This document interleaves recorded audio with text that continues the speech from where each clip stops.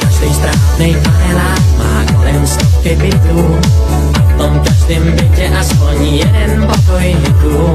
Pokoj plnej plakátů, plánů, snů a touhy, pohnout s ničím nebo aspoň dělat kroky dlouhý.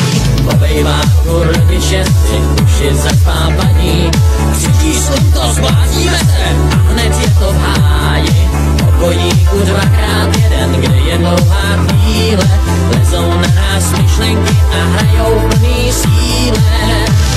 Zdá se, že je ten správnej čas chytnout vítr, co žene nás.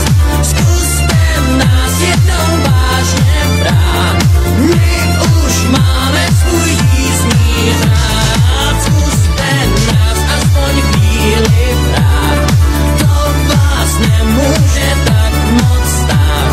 Zdá se, že je ten správnej čas chytnout vítr, co žene nás. Umíte nás rozmazlovat, strachy umíráte, křičíte a radíte nám, pořád povídáte, aby jsme se oblíkali tak, jak vy to chcete.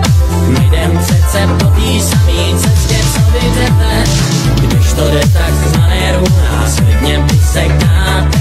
Proč nás pořád za dětičky z malých jislí máte?